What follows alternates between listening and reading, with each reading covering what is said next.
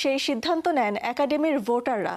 আর সেই সিদ্ধান্ত নেওয়ার দলে এবার যোগ দিয়েছেন হলিউডের নতুন প্রজন্মের একঝাঁক তারকা। জেনা অর্টেগা থেকে শুরু করে জেকব এলর্ডি মোট 529 জনকে সদস্য হওয়ার আমন্ত্রণ জানিয়েছে অস্কার একাডেমি। সদস্য পদ গ্রহণ করলেই তারাই হবেন ভবিষ্যতের অস্কার ভোটার।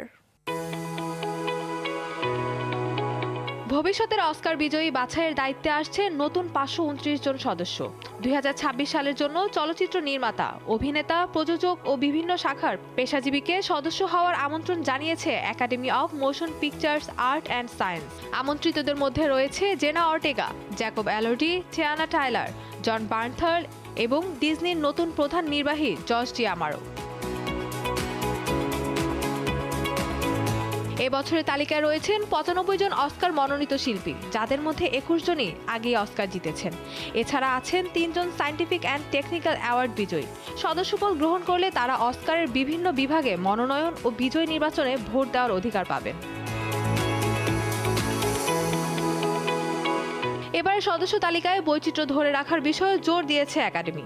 আমন্ত্রিতদের 42%ই নারী, 56% অনুপ্রতিনিধিত্বশীল জনগোষ্ঠীর সদস্য এবং 53%ই যুক্তরাষ্ট্রের বাইরের দেশ ও অঞ্চল থেকে এসেছেন। সকলেই আমন্ত্রিত সদস্যপদ গ্রহণ করলে একাডেমির মোট ভোটার সংখ্যা দাঁড়াবে 10,338 জন।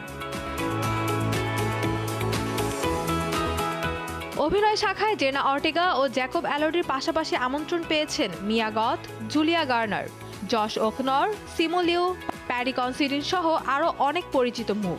এছাড়া পরিচালক, চিত্রনাট্যকার, প্রযোজক, সঙ্গীত শিল্পী ও বিপণন প্রচার বিভাগে অনেক পেশাজীবীও এবার সদস্য হওয়ার সুযোগ পেয়েছেন।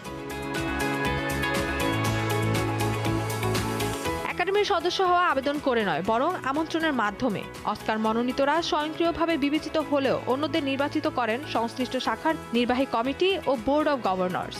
তাই এই আমন্ত্রণ শুধু সম্মানের নয়, ভবিষ্যতের অস্কার বিজয় নির্ধারণের দায়িত্ব পাওয়ারও স্বীকৃতি। 2026 সালে যে 529 জনকে আমন্ত্রণ জানানো হয়েছে তারা 2026 সালের সদস্য শ্রেণী। তাদের ভোটের প্রভাব দেখা যাবে 15 মার্চ 2027 সালের 99তম অস্কার আসরে। Mahbuba Mostarin, showbiz tonight.